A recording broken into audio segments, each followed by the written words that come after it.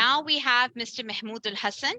Mehmood Hassan has been working as an SST English teacher in SCD Punjab at GHSS Malal Attak since 2012.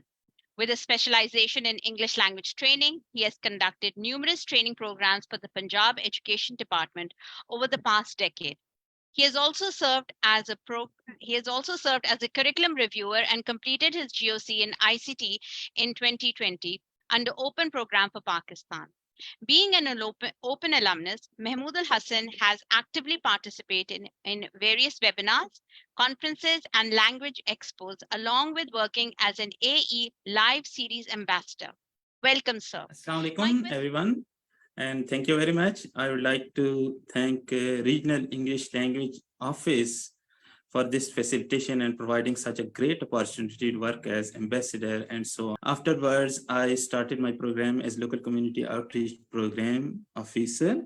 Recently, I have completed it, and thanks to Almighty Allah, more than 60 participants made it possible to complete their MOOC in the allotted time.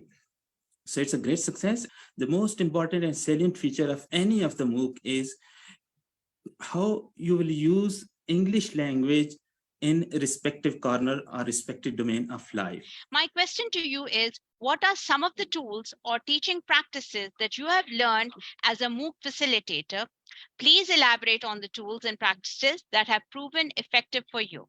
Since I am a regular trainer and I worked as a teacher for the last decade, we are very much familiar with a lot of techniques and teaching practices which we currently used to practice in our conventional classroom. And I'm very much aware of these two practices also before this, but after conducting a MOOC camp, I realized that these two specializations were not being properly improvised and implemented in my conventional classroom. So what is facilitation? And what a facilitator does?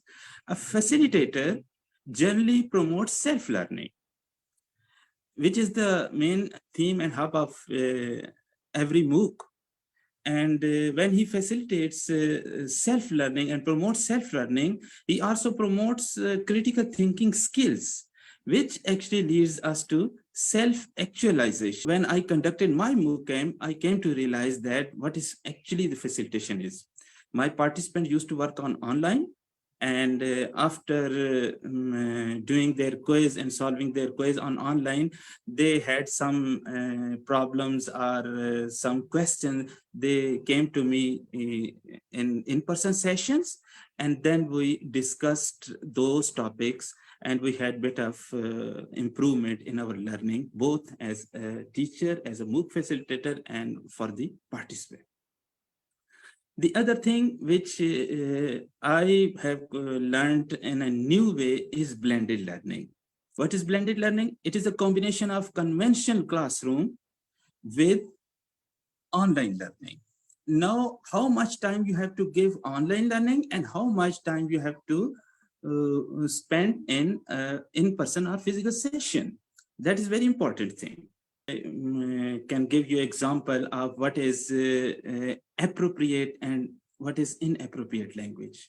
Like if you ask someone whom you are going to vote now, this looks like a personal question and this might be inappropriate.